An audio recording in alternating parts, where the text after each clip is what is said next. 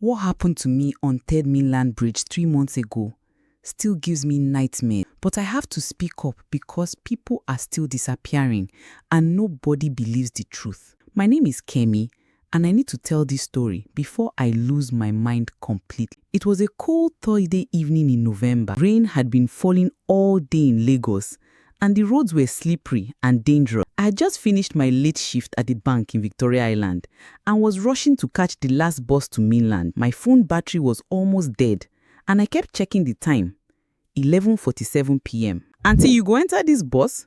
the conductor shouted at me as I stood at the bus stop. The yellow downfall looked old and tired, but I was desperate. Most commercial buses had stopped running and I could not afford a taxi. "How much to Yaba?" I asked. 200 naira, he replied. I climbed into the bus with about 12 other passengers. Most of them looked tired like me. Office workers, market women, students. We were all just trying to get home safely. As we drove onto Third Mainland Bridge, I noticed something strange. The driver was not taking the normal route. Instead of staying in the main lanes, he was driving very slowly towards the side of the bridge. My heart started beating fast. "Oga driver, where you dey go?" asked an elderly man sitting near the front. The driver did not answer. Instead, he stopped the bus completely in a dark section of the bridge where there were no streetlights working. That was when everything went wrong. Suddenly, the bus doors opened and 5 armed men rushed in. They were wearing black clothes and had masks covering their faces. My blood went cold like ice. "Nobody move, nobody scream," one of them shouted in Yoruba. His voice was deep and scary. "If you try anything stupid, we will throw you into the lagoon." Some passengers started crying quietly. The elderly man who had questioned the driver was shaking like a leaf. A young mother held her baby tighter to her chest. "Please, we don't have much money," whispered a student sitting beside me. "Shut up," another gunman barked. "This is not about money." What did he mean? If not money, then what did they want? The leader of the group walked to the back of the bus where I was sitting. When he looked at me with his cold, dead eyes, I felt like I was going to faint. "All of you, get out slowly," he commanded. "No noise, no running, or we will kill you right here." We had no choice. One by one, we climbed out of the bus onto the bridge. The wind was strong and the rain was still falling lightly. Below us, I could hear the dark waters of Lagos Lagoon moving like a hungry beast. But what happened next shocked me to my bones. One of the gunmen walked to a section of the bridge wall and pressed something. A hidden panel slid open, revealing a dark opening that looked like the mouth of a monster. "Now," they shouted. My mind could not process what I was seeing. A secret tunnel? In Third Mainland Bridge? How was this possible? They forced us into the opening one by one. Inside, there was a narrow staircase going down, down into complete darkness. The air smelled terrible, like rotting fish and human waste. I could barely breathe.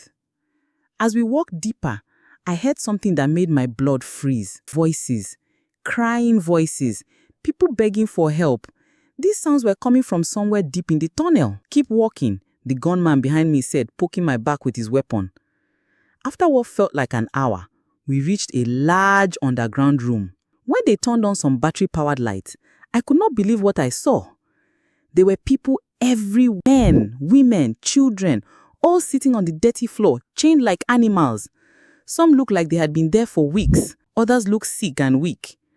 "Welcome to your new home," the leader said with an evil laugh. My heart was beating so fast I thought it would burst. I looked around desperately, trying to understand what this place was. Who were these people? How long had they been here? An old woman sitting near the wall caught my eye.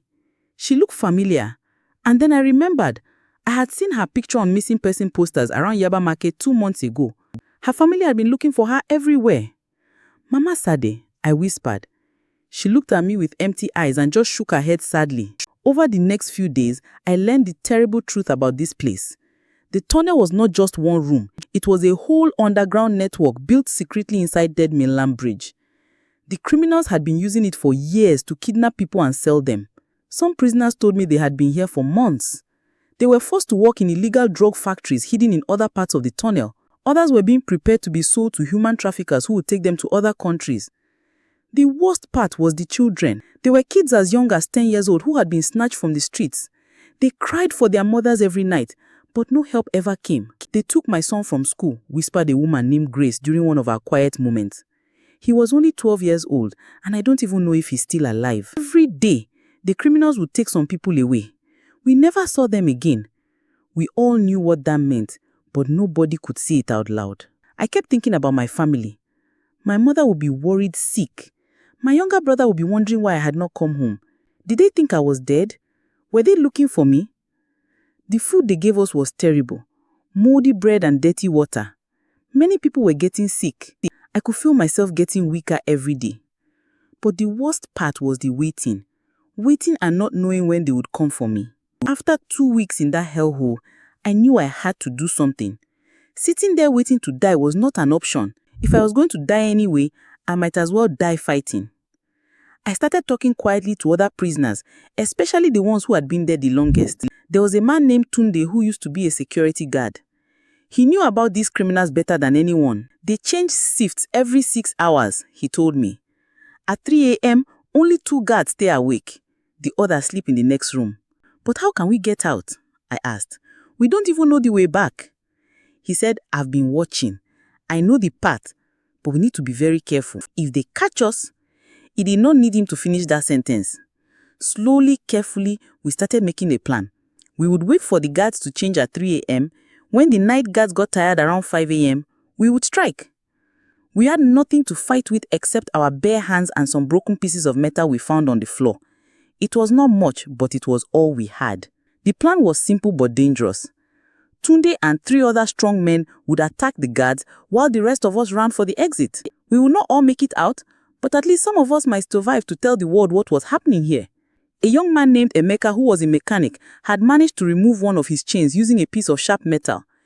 He promised to help free the others when the time came. My sister, Grace, said to me the night before our escape attempt, if I don't make it out, please tell my family what happened to me. Tell them I fought till the end. I promised her I would. We all promised each other that if any of us survived, we would not let the world forget about this place. The night we chose to escape, my hands were shaking so much I could barely think straight.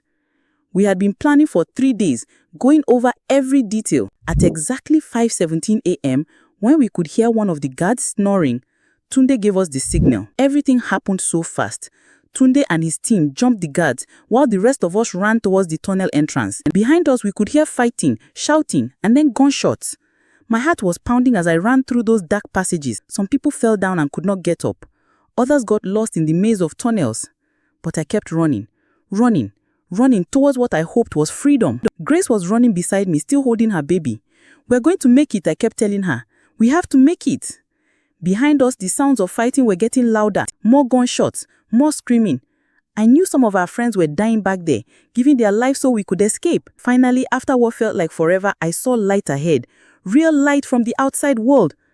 I was never so happy to see anything in my life. I climbed out of that hidden opening and found myself back on Third Mainland Bridge. It was early morning and cars were starting to drive past, normal people going to work, having no idea what was happening right under their feet. I flagged down a taxi and told the driver to take me straight to the nearest police station. At first, he didn't believe my story. Nobody did. Madam, are you sure about this story? Secret tunnel in Third Mainland Bridge? That sounds like something from a Nollywood movie. But I was determined to make them believe me. I showed them my injuries, my torn clothes, the marks on my wrist from the chains. Slowly, more escaped prisoners started showing up at different police stations around Lagos. The police finally agreed to investigate, but when they went to the bridge, they found nothing. The hidden panel was sealed shut. It was as if the tunnel had never existed. Maybe you were traumatized and imagining things, one officer suggested. I wanted to scream. How could they not believe us? How could they think we made this up? But Grace and I did not give up.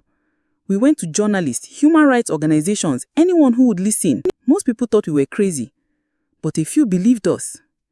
A brave reporter named Femi from Punch newspaper decided to investigate our story. He spent weeks researching missing person reports in Lagos and found a shocking pattern. Hundreds of people had disappeared near Third Mainland Bridge over the past 5 years. This is bigger than we thought, Femi told us during one of our meetings. I think you stumbled upon something huge. He started digging deeper, talking to construction workers who had helped build the bridge years ago. An old engineer who was now retired agreed to speak to us secretly.